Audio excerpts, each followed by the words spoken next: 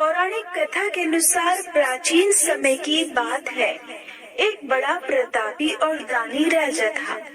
वह प्रत्येक गुरुवार को व्रत रखता और पूजा किया करता। ये बात उसकी रानी को अच्छी नहीं लगती। न वह व्रत करती और न ही किसी को एक भी पैसा दान में देती, और राजा को भी ऐसा करने से मना किया करती। एक समय की बात है कि राजा शिकार खेलने वन को चले गए। घर पर रानी और दासी अकेली थी। उसी समय गुरु बृहस्पति साधु का रूप धारण कर राजा के दरवाजे पर भिक्षा मांगने गए। साधु ने रानी से भिक्षा मांगी, तब वह कहने लगी, हे साधु महाराज, मैं तो इस दान और पुण्य से तंग आ गई हूँ। आप कोई ऐसा उपाय बताइए जिससे ये सारा धन नष्ट हो जाए और मैं आराम से रह सकूं। तब साधु रूपी बृहस्पति देव कहने लगे, हे देवी, तुम बड़ी विचित्र हो। संतान और धन से भी कोई दुखी होता है। अगर तुम्हारे पास धन अधिक है तो इसे शुभ कार्यों में लगाओ, जिससे तुम्हारे दोनों लोग सुधरे। परंतु साधु की इन बातों से रानी खुश नहीं हुई। उसने कहा, महाराज, मुझे ऐसे धन की आवश्यकता नहीं जिसे मैं दान दूं और जिसको संभालने में ही मेरा सारा समय नष्ट हो जाए। साधु कहने लगे, अगर तुम्हारी ऐसी इच्छा है तो जैसा मैं तुम्हें बताता हूँ तुम वैसा ही करना। बृहस्पतिवार के दिन तुम घर को गोबर से लीपना, अपने केशों को पीली मिट्टी से धोना, केशों को धोते समय स्नान करना, राजा से हजामत बनवाने को कहना, भोजन में मांस मदिरा खाना और कपड़ा धोबी के यहाँ धुलने डालना। इस प्रकार 7 बृहस्पतिवार करने से तुम्हारा समस्त धन नष्ट हो जाएगा। ऐसा कहकर साधु बने बृहस्पति देव अंतर्ध्यान हो गए। साधु के कहे अनुसार रानी को करते हुए केवल 3 बृहस्पतिवार ही बीते थे कि उसकी समस्त धन संपत्ति नष्ट हो गई। अब भोजन के लिए परिवार तरसने लगा। एक दिन राजा रानी से बोला, हे रानी, तुम यहीं रहो, मैं दूसरे देश को जाता हूँ, क्योंकि यहाँ पर मुझे सभी जानते हैं, इसलिए मैं कोई छोटा कार्य नहीं कर सकता। ऐसा कहकर राजा परदेश चला गया। वहाँ वह जंगल से लकड़ी काट कर लाता और शहर में बेचता। इसी तरह वह अपना जीवन बिताने लगा। इधर राजा के बिना रानी और दासी दुखी रहने लगी। एक समय जब रानी और दासी को 7 दिन बिना भोजन के रहना पड़ा, तब रानी ने अपनी दासी से कहा, हे दासी, पास ही के नगर में मेरी बहन रहती है। वह बड़ी धनवान है। तू उसके पास जा और कुछ लेकर आ, ताकि थोड़ा बहुत गुजर बसर हो जाए। दासी रानी की बहन के पास गई। उस दिन बृहस्पतिवार था। रानी की बहन उस समय बृहस्पतिवार की कथा सुन रही थी। दासी ने रानी की बहन को अपनी रानी का संदेश दिया, लेकिन रानी की बहन ने कोई उत्तर नहीं दिया। जब दासी को रानी की बहन से कोई उत्तर नहीं मिला तो वह बहुत दुखी हुई। उसे क्रोध भी आया। दासी ने वापस आकर रानी को सारी बात बताई। सुनकर रानी ने अपने भाग्य को कोसा। उधर रानी की बहन ने सोचा कि मेरी बहन की दासी आई थी, परंतु मैं उससे नहीं बोली, इससे वह बहुत दुखी हुई होगी। कथा सुनकर और पूजन समाप्त कर वह अपनी बहन के घर गई और कहने लगी, हे बहन, मैं बृहस्पतिवार का व्रत कर रही थी। तुम्हारी दासी गई, परंतु जब तक कथा होती है तब तक न उठते हैं न बोलते हैं, इसलिए मैं नहीं बोली। कहो दासी क्यों गई थी? तब रानी कहने लगी, बहन, हमारे घर अनाज नहीं था। ऐसा कहते कहते रानी की आंखें भर आई। उसने दासियों समेत भूखा रहने की बात भी अपनी बहन को बताई। रानी की बहन बोली, बहन देखो, बृहस्पति देव भगवान सबकी मनोकामनाएं पूर्ण करते हैं। देखो शायद तुम्हारे घर में अनाज रखा हो। ये सुनकर दासी घर के अंदर गई तो वहाँ उसे एक घड़ा अनाज का भरा मिल गया। उसे बड़ी हैरानी हुई क्योंकि उसने तो एक एक बर्तन देख लिया था। उसने बाहर आकर रानी को बताया। दासी रानी से कहने लगी, हे रानी, जब हमको भोजन नहीं मिलता तो हम व्रत ही तो करते हैं, इसलिए क्यों न इनसे व्रत और कथा की विधि पूछ ली जाए। हम भी व्रत किया करेंगे। दासी के कहने पर रानी ने अपनी बहन से बृहस्पतिवार व्रत के बारे में पूछा। उसकी बहन ने बताया, बृहस्पतिवार के व्रत में चने की दाल और मुनक्का से विष्णु भगवान का केले की जड़ में पूजन करें और दीपक जलाएं। पीला भोजन करें और कथा सुने। इससे बृहस्पति देव भगवान प्रसन्न होते हैं और मनोकामना पूर्ण करते हैं। व्रत और पूजन की विधि बताकर रानी की बहन अपने घर लौट आई। रानी और दासी दोनों ने निश्चय किया कि बृहस्पति देव भगवान का पूजन जरूर करेंगे। 7 रोज बाद जब बृहस्पतिवार आया तब उन्होंने व्रत रखा।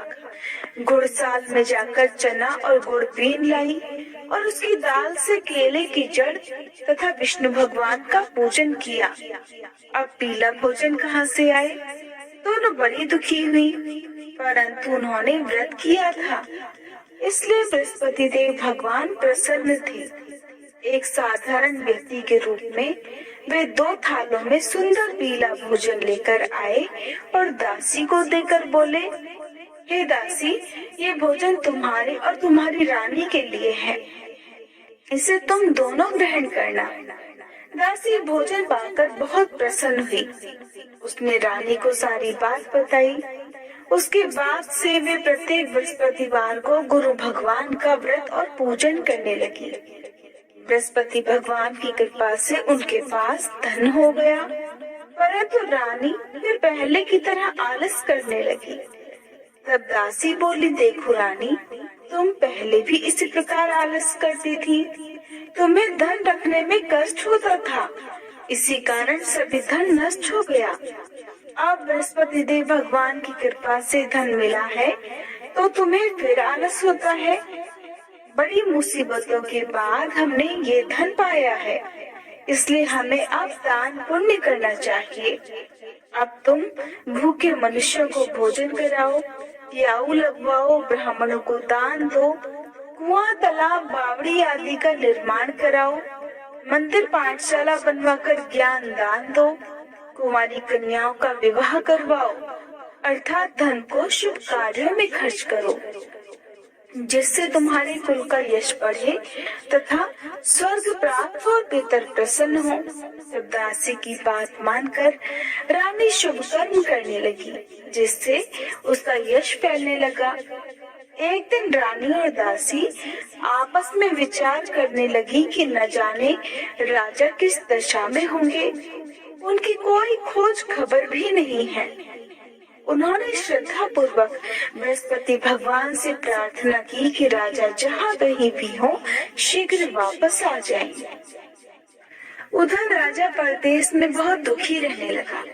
वह प्रतिदिन जंगल से लकड़ी बीन कर लाता और उसे शहर में बेचकर अपने दुखी जीवन को बड़ी कठिनाई से बिता रहा था। एक दिन दुखी होकर अपनी पुरानी बातों को याद करके वह रोने लगा और उदास हो गया। उसी समय राजा के पास बृहस्पति देव साधु के वेश में आकर बोले, हे लकड़हारे, तुम इस सुनसान जंगल में किस चिंता में बैठे हो, मुझे बताओ। यह सुनकर राजा की आंखों में आंसू भर आए। साधु को प्रणाम करके राजा ने अपनी पूरी कहानी सुना दी। महात्मा दयालु होते हैं। वे राजा से बोले, हे राजा, तुम्हारी पत्नी ने बृहस्पति देव के प्रति अपराध किया था, जिसके कारण तुम्हारी ये दशा हुई। अब तुम चिंता मत करो, भगवान तुम्हें पहले से अधिक धन देंगे। देखो, तुम्हारी पत्नी ने बृहस्पतिवार का व्रत प्रारंभ कर दिया है। अब तुम भी बृहस्पतिवार का व्रत करके चने की दाल और गुड़ जल के लोटे में डालकर केले का पूजन करो, फिर कथा कहो या सुनो, भगवान तुम्हारी सभी कामनाओं को पूर्ण करेंगे। साधु की बात सुनकर राजा बोला, हे प्रभु, लकड़ी बेचकर तो इतना पैसा भी नहीं मिलता जिससे भोजन के बाद में कुछ बचा सकूं। और मैंने रात में भी रानी को व्याकुल देखा है। मेरे पास कोई साधन नहीं जिससे उसका समाचार जान सकूं। फिर मैं कौन सी कहानी कहूँ, ये भी मुझको नहीं पता।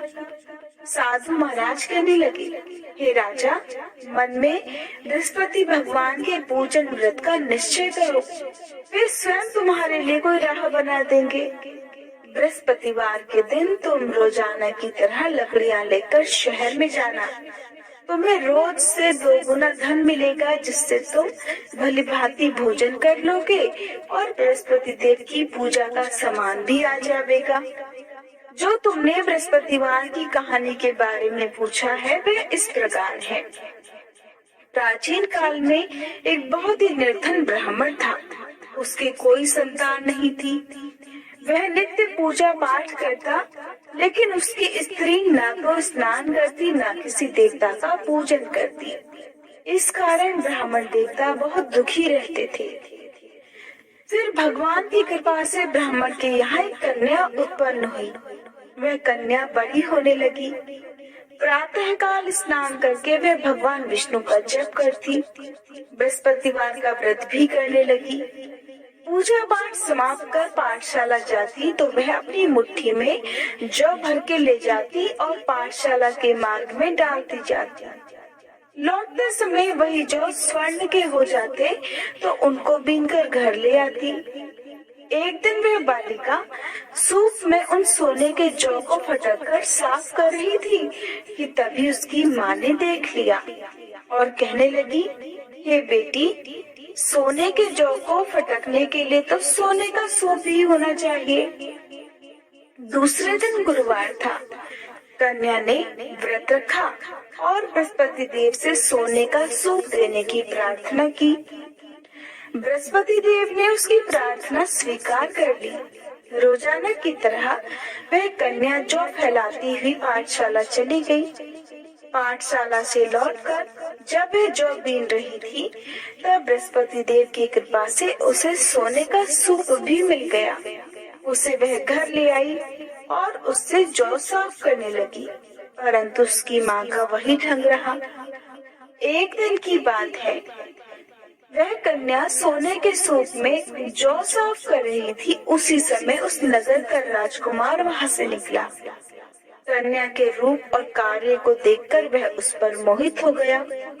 राजमहल आकर वह भोजन तथा जल त्याग कर उदास होकर लेट गया।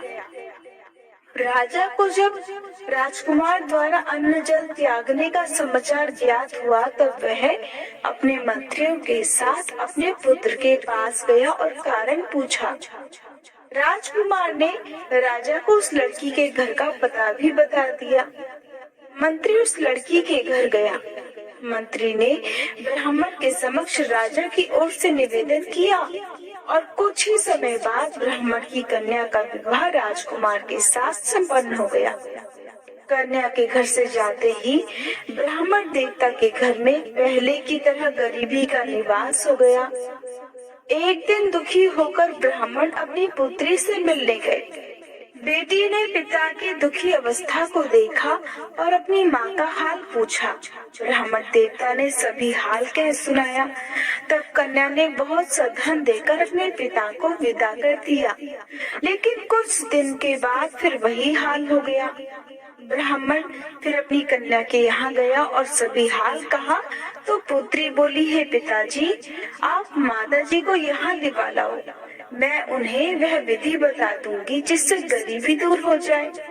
ब्राह्मण देवता अपनी पत्नी को साथ लेकर अपनी पुत्री के पास राजमहल पहुँचे।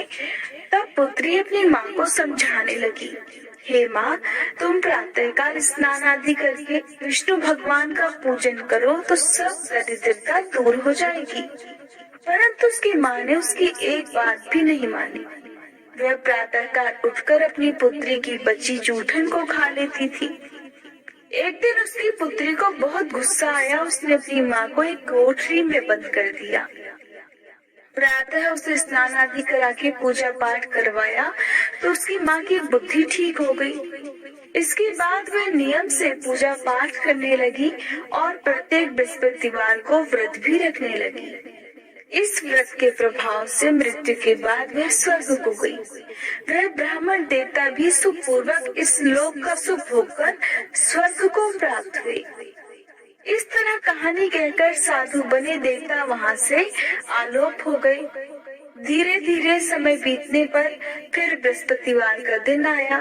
राजा जंगल से लकड़ी काटकर शहर में बेचने गया। उसे उस दिन और दिनों से अधिक धन मिला। राजा ने चना गुड़ आदि लाकर बृहस्पतिवार का व्रत किया। उस दिन से उसके सभी क्लेश दूर हुए। परंतु जब अगले गुरुवार का दिन आया तो वह बृहस्पतिवार का व्रत करना भूल गया। इसी कारण बृहस्पति भगवान नाराज हो गए। उस दिन उस नगर के राजा ने विशाल यज्ञ का आयोजन किया था तथा अपने समस्त राज्य में घोषणा करवा दी कि सभी मेरे यहाँ भोजन करने आए। किसी के घर चूल्हा न जले और इस आज्ञा को जो न मानेगा उसको फांसी की सजा दी जाएगी। राजा की आज्ञा अनुसार राज्य के सभी निवासी राजा के भोज में सम्मिलित हुए, लेकिन लकड़हारा कुछ देर से पहुंचा, इसलिए राजा उसको अपने साथ महल में ले गए। जब राजा लकड़हारे को भोजन करा रहे थे तब रानी की दृष्टि उस खूंटी पर पड़ी जिस पर उसका हार लटका हुआ था। उसे हार खूंटी पर लटका दिखाई नहीं दिया। रानी को निश्चय हो गया कि मेरा हार इसी लकड़हारे ने चुरा लिया है। उसी समय सैनिकों को बुलवाकर उसको जेल में डलवा दिया। अब लकड़हारा जेल में विचार करने लगा कि न जाने कौन से पूर्व जन्म के कर्म से मुझे ये दुख प्राप्त हुआ है, और जंगल में मिले साधु को याद करने लगा। तत्काल बृहस्पति देव साधु के रूप में प्रकट हो गए और कहने लगे, अरे मूर्ख, तूने बृहस्पति देवता की कथा नहीं की, उसी कारण तुझे ये दुख प्राप्त हुआ है। अब चिंता मत कर, बृहस्पतिवार के दिन जेल खाने के दरवाजे पर तुझे 4 पैसे बड़े मिलेंगे। उनसे तू बृहस्पतिवार की पूजा करना तो तेरे सभी कष्ट दूर हो जाएंगे। अगले बृहस्पतिवार उसे जेल के द्वार पर 4 पैसे मिले। राजा ने पूजा का सामान मंगाकर कथा कही और प्रसाद बांटा। उसी रात में बृहस्पति देव ने उस नगर के राजा को स्वप्न में कहा, हे राजा, तूने जिसे जेल में बंद किया है उसे कल छोड़ देना, वह निर्दोष है। राजा प्रातःकाल उठा और खूंटी पर हार टंगा देखकर लकड़हारे को बुलाकर क्षमा मांगी तथा राजा के योग्य सुंदर वस्त्र आभूषण भेंट कर उसे विदा किया। गुरुदेव की आज्ञा के अनुसार राजा अब अपने नगर को चल दिया। राजा जब नगर के निकट पहुंचा तो उसे बड़ा ही आश्चर्य हुआ। नगर में पहले से अधिक बाग, तालाब और कुएं तथा बहुत सी धर्मशालाएं, मंदिर आदि बने हुए थे। राजा ने पूछा, ये किसका बाग और धर्मशाला है? तब नगर के सभी लोग कहने लगे, ये सब रानी और दासी द्वारा बनवाए गए हैं। राजा को आश्चर्य हुआ, गुस्सा भी आया कि उसकी अनुपस्थिति में रानी के पास धन कहाँ से आया होगा। उधर जब रानी ने ये खबर सुनी कि राजा आ रहे हैं तो उसने अपनी दासी से कहा, हे दासी, देख, राजा हमको कितनी बुरी हालत में छोड़ गए थे। वो हमारी ऐसी हालत देखकर लौट न जाए, इसलिए तू दरवाजे पर खड़ी हो जा। रानी की आज्ञा अनुसार दासी दरवाजे पर खड़ी हो गई और जब राजा आए तो उन्हें अपने साथ महल में लिवा लाई। तब राजा ने क्रोध करके अपनी तलवार निकाली और पूछने लगा, बताओ ये धन तुम्हें कैसे प्राप्त हुआ? तब रानी ने सारी कथा कह सुनाई। राजा ने निश्चय किया कि मैं रोजाना दिन में 3 बार कहानी कहा करूंगा और रोज ही व्रत किया करूंगा। अब हर समय राजा के दुपट्टे में चने की दाल बंधी रहती तथा दिन में 3 बार कथा कहता। एक रोज राजा ने विचार किया कि चलो अपनी बहन के यहाँ हो आए। इस तरह निश्चय करके वह राजा घोड़े पर सवार होकर अपनी बहन के यहाँ चल दिया। मार्ग में उसने देखा कि कुछ आदमी एक मुर्दे को लिए जा रहे हैं। उन्हें रोककर राजा कहने लगा, अरे भाइयों, मेरी बृहस्पतिवार की कथा सुन लो। वे बोले, लो हमारा तो आदमी मर गया है, इसको अपनी कथा की पड़ी है। परंतु कुछ आदमी बोले, अच्छा कहो, हम तुम्हारी कथा भी सुनेंगे। राजा ने दाल निकाली और अपनी कथा कहनी शुरू कर दी। जब कथा आधी हुई तो मुर्दा हिलने लगा। जब कथा समाप्त हुई तो राम राम करके वह मनुष्य खड़ा हो गया। राजा आगे बढ़ा। उसे चलते चलते शाम हो गई। आगे मार्ग में उसे एक किसान खेत में हल चलाता मिला। राजा ने उससे भी कथा सुनने का आग्रह किया, लेकिन वह नहीं माना। राजा आगे चल पड़ा। राजा के हटते ही बैल पछाड़ खाकर गिर गए और किसान के पेट में बहुत जोर से दर्द होने लगा। उसी समय किसान की माँ रोटी लेकर आई। उसने जब देखा तो अपने पुत्र से सब हाल पूछा। बेटे ने सभी हाल बता दिया। बुढ़िया दौड़ी दौड़ी उस घुड़सवार के पास पहुंची और उससे बोली, मैं तेरी कथा सुनूंगी, तू अपनी कथा मेरे खेत पर ही चलकर कहना।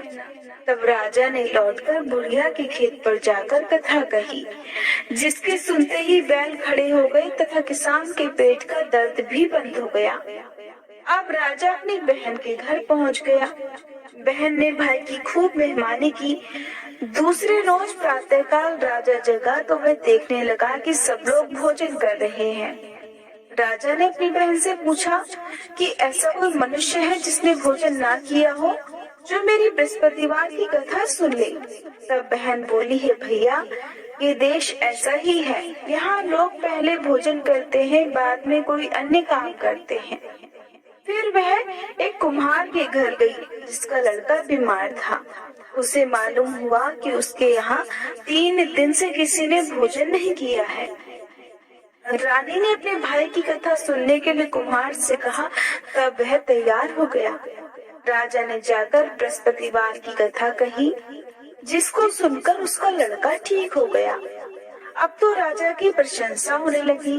एक दिन राजा ने अपनी बहन से कहा, बहन, अब मैं अपने घर जाऊंगा, तुम भी तैयार हो जाओ।